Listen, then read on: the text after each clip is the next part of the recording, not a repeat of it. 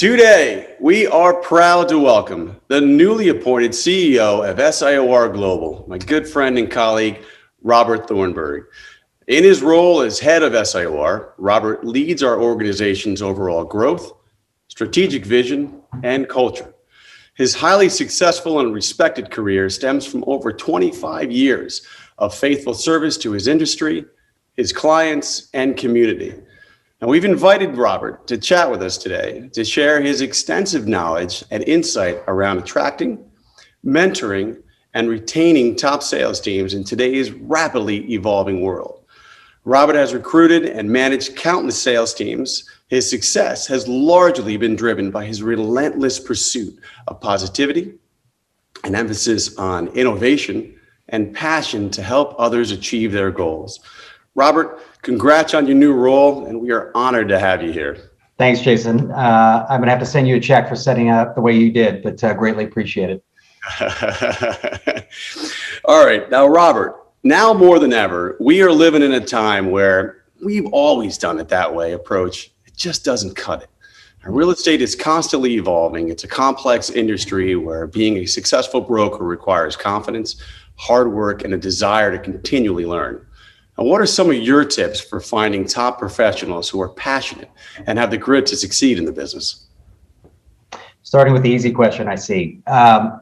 Let's start off by just acknowledging, I think it's healthy to admit that recruiting might be one of the most difficult aspects of our business, at least from my perspective. And yet there's this oddity in all of it, that there really are no secrets when it comes to success. The funny thing is we all know what it looks like. And this comment really isn't meant to be critical, so I want to couch it appropriately. It's just that some companies are, in my view, more willing to dedicate time, thought, and resources to it than others because it's hard. Much of this, in my view, is your brand and position in the marketplace. Recruiting done the right way requires things that we're all familiar with. It's building trust, it's nurturing relationships. It's actually communicating what I would call a consistent message that resonates with your target audience. And by the way, somehow doing that all with an element of style and professionalism if you care about your reputation. I'm going to get myself in a little bit of trouble here, but that's okay. You said you weren't recording this. I'm kidding. Here's the reality. I don't think that recruiting is leaving voicemails at your competitor's office or speaking ill about another firm. Any smart broker that's worth their weight in salt that you're going to be going after already understands the landscape. So your job is actually to build a culture that has a buzz around it, to develop something that's truly unique and distinct that captures their attention. You know, Jason, the neat thing about our business is you and I have friends that work for a variety of different firms for a variety of different reasons. And that's great because people are out there looking for that best fit for them. And I just think there's real opportunity in this if you're paying attention. So I guess I would just finish by saying, in my experience over the years, it always starts out by asking the bigger question, which is, what is it that you're actually trying to accomplish? You have to know where you want to go. You have to build that intelligent strategic plan with the relevant tactical elements to support it. And then you have to, most importantly, commit to it long term. Yeah, exceptional. Any mistakes that we can learn from that you might have seen in the industry when it comes to attracting talent and growing a business? Certainly, two things will come to mind. The first isn't particularly insightful, but it's honest. Don't grow just for the sake of growth. And having conversations like this, I think, over the years, it's interesting because I know a number of exceptional companies with one office that are doing best-in-class work in their local markets. You need to be mindful that bigger may not be better. Do the research, figure out what's really best for you and your company. And then second, I think we often forget that we are actually in the customer service business. We talk about real estate, but is the customer ultimately that drives us? Remember that the quality of your company is actually driven by the quality and the professionalism of your people. And what I found is, and it's a natural byproduct of the work, you're driving recruiting and growth, and it's exciting, but you're going to be faced with tough decisions. And sometimes they look like this. Certain professionals might bring significant revenue to the table, but they can also be a miss in terms of it being a match for your culture. If it doesn't feel like a fit and the right fit early on, trust me from firsthand experience, time won't fix it. And you make that mistake and actually have lasting negative consequences. I like to say, trust your instinct. It'll never turn you wrong in terms of the direction that you're taking. So this occupation allows for an incredible amount of flexibility, but it also has an incredible amount of dedication to our clients, to piggyback on what you just said. It's not a 9 to 5 job. It's a 24/7 one. The most successful salespeople are usually the ones who I see first in the morning and last in the evening. The ones that continue to better themselves and that are never satisfied. When we close a deal, it's great, but we're out of a job. So we're always on the hunt for new ones. Now, you wrote in your blog, there is a period of massive change occurring in the real estate industry. Technological advances are altering how we communicate, share data, and market properties. Now, staying in front of these trends requires a mindset of continual improvement. How do you mentor sales teams and put them on a continued learning path? Yeah, interestingly, so some of this actually will go back to the recruiting discussion that we just had. So you hope, first and foremost, that you've actually built a culture and a team that realizes the importance of continuing education, or as I tend to refer to it, the importance of reinvention because of the change that's occurring all around us. The world that we live in and the clients that we work for really demand it. And so maybe this is a good point to pause, Jason, because if you have someone on your team presently that doesn't fit that doesn't understand the importance of it, you might need to take a closer look. I certainly believe in second chances, but again, back to that culture conversation about the quality of the people. I would say regardless of the size of the company or the number of service lines, the challenge, right, is always driving new, relevant, and timely information. Not an easy discussion because you have the young professional that's going to be interested in different content than, say, that 25-year-old industry veteran. What I've found is if you get the content and the quality of the presenter right, interest and engagement's always going to follow. Saying it differently, make it smart, but make it fun. The great thing about today is there's no shortage of information and options available to build out. I'm going to describe as a thematic smart program throughout the year that meets everyone's distinct needs. Listen, I know I'm the one being interviewed. I don't want to flip it back to you here, but I guess I'm going to do that. So you're part of a company that has this rich history. What do you think I might have missed that we could potentially engage on for our audience's benefit? Well, you and I both agree that you can't say enough about development and character and being an expert in your field. Words like commitment, knowledge, and integrity, they should have purpose. We educate each salesperson coming into the company on basic principles and fundamentals of commercial real estate, how to network, build a relationship, and keep it. Basic elements are sometimes misunderstood, such as software programs, LOIs, agreements, learning about your own company, how to do property valuations, cash flow models. We push for collaboration, particularly with vendors, municipalities, attorneys, developers, asset managers, and their own colleagues. There's an importance to getting out there and building relationships. Now you talked about the importance of building a network, and that needs to resonate because you once said, if the people in your circle don't challenge and inspire you, that same circle could end up becoming a cage, and that's exceptional guidance. Great. So you've hired a sales team and created mentoring, learning opportunities for them. How do brokers now go out and market themselves? Yeah, my favorite topic. So it really is amazing how much it's changed just in the last few years. This area that I refer to as kind of the all-in marketing and public relations or communication umbrella, that external messaging piece, that machine really runs 24 hours a day, 7 days a week, which is crazy when you think about it. The speed and the amount of content that's coming at us has changed our landscape forever. My challenge to any broker today is you need to figure out how to cast a larger shadow than your competitors. Not an easy thing to do given the information that I just gave.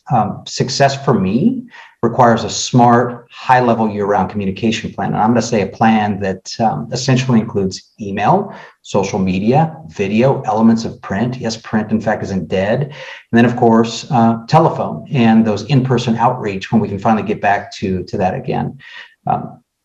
You were alluding to this earlier. I'm going to say it's slightly different. The way that I describe it is commercial real estate isn't a casual profession, and so your marketing can't be either. I have a couple of ideas for people to think about that are simple, but I find them to be often overlooked. First is, what do you actually think is the first thing that a decision maker will do before calling or considering using your services? The answer is they'll look you up online, or as we call it, Googling you, right? So I think take an honest look at your current profile and ask yourself, was it easy to find you? When I say profile, I'm not talking your bio that rests on your website. I'm talking about the collective information that person would find on you when they look you up. Is it compelling? And if it isn't, you need to start making changes to it quickly. Second, as simplistic as this might be, quality over quantity should drive everything that you're doing in this particular space. I always think about it as the root of this is providing valuable insight. Anyone can quote average lease rates or purchase price or rather sale prices. You need to be smarter, more thoughtful in terms of the approach. You can't use the shotgun attitude. It's only going to hurt your brand.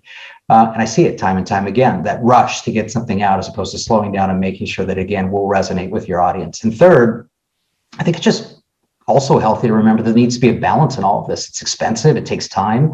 We're also a relationship business, which is so important. And I'm always surprised how this never really comes up when we talk about external communications.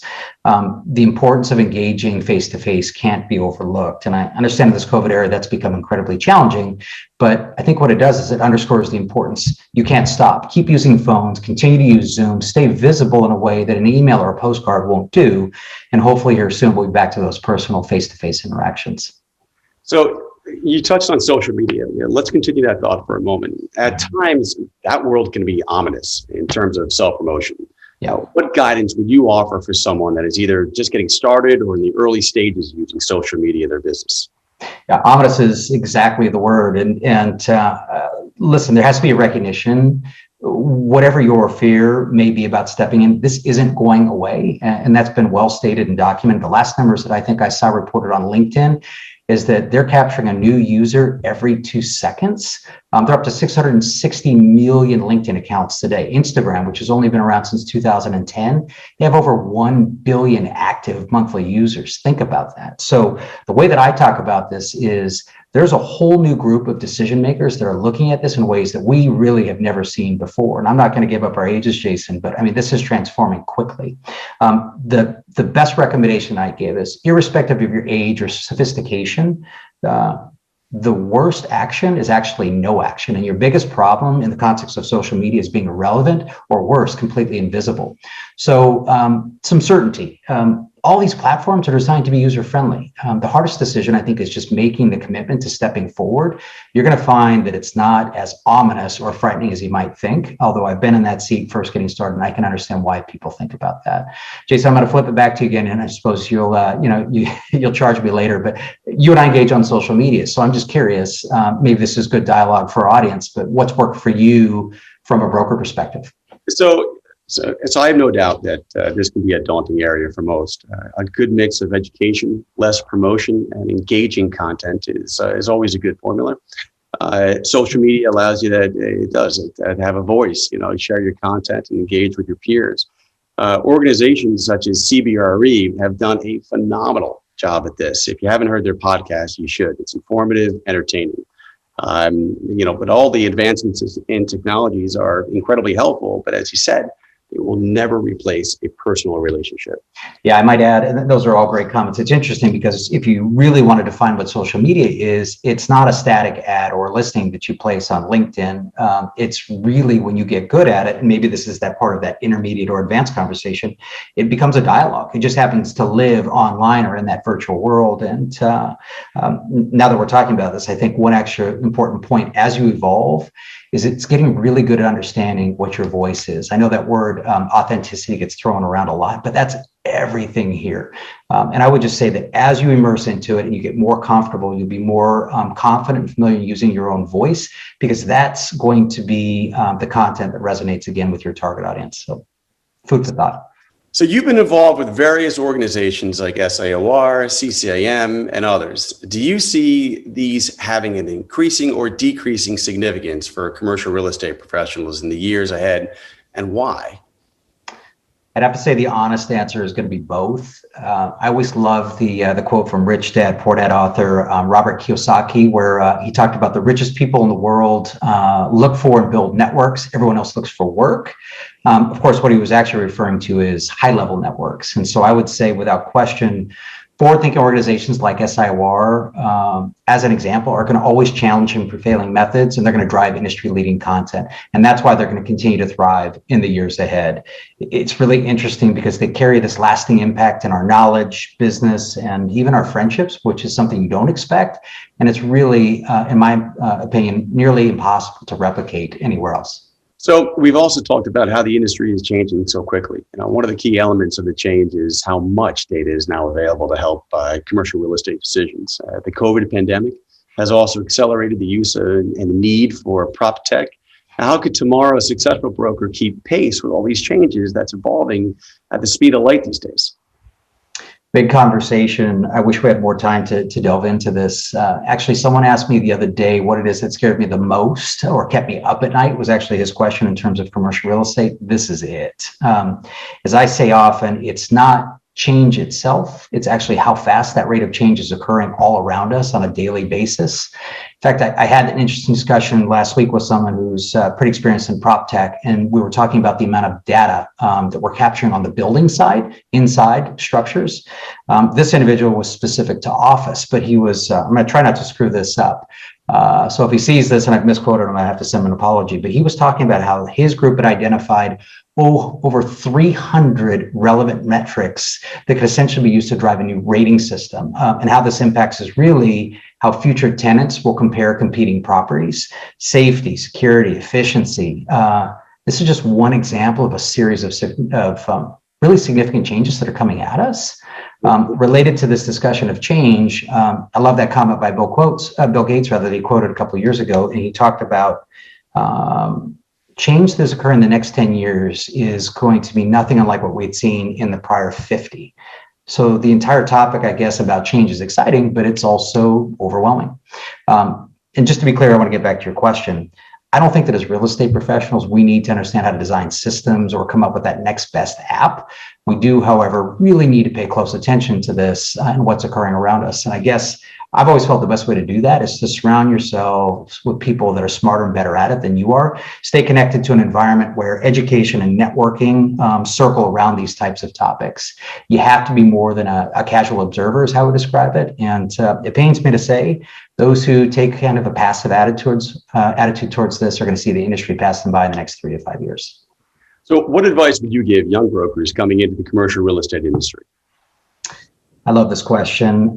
Listen, I was very fortunate. I count my blessings. Early on in my career, I had a few incredible leaders who were the perfect example of what professionalism and excellence look like. And so what this really did is it gave me a firsthand example of how the industry's best, the elite, can still truly reflect things like kindness, collaboration. They embodied integrity, true expertise. But the interesting thing about what they did is they performed that work with confidence, not arrogance. And from my perspective, those are two very, very different things. So the best advice that I can give is model the right behavior. All you have is your reputation. And I can certainly tell you it's not something that you want to lose. You're right. Take a sense of pride in what you do. And you were once quoted as saying, increase your own standard. Another great quote from you. One more question before you go. Sure. So let's talk about Tommy. Tom McCormick has been a pillar in our organization for what seems to be several lifetimes. He was honored with the Howell Watson Distinguished Service Award, and his depth of knowledge, collaboration, and mentorship demonstrate what an SIOR ought to be, not to mention his athletic prowess. Now, you now sit at the same desk he sat at, and similar to the resolute desk in the White House, it has been overheard that Tommy left the secret to how his 2-inch vertical on the volleyball court played such a pivotal role for so many years in his team's extensive winning streak at all those SIOR conferences. Now, is there any truth to this? Listen, I think the best thing I can state here is no comment. Tommy's a good egg. Amazing. I think, the truth of all that is big shoes to fill, no question. And his dedication to this organization has really been nothing less than extraordinary. So I just can't speak to the vertical. So we'll leave it at that. Right. Congratulations again, Robert. Appreciate that. And thank you very much for spending some time with us. It's absolutely my pleasure. Thank you again.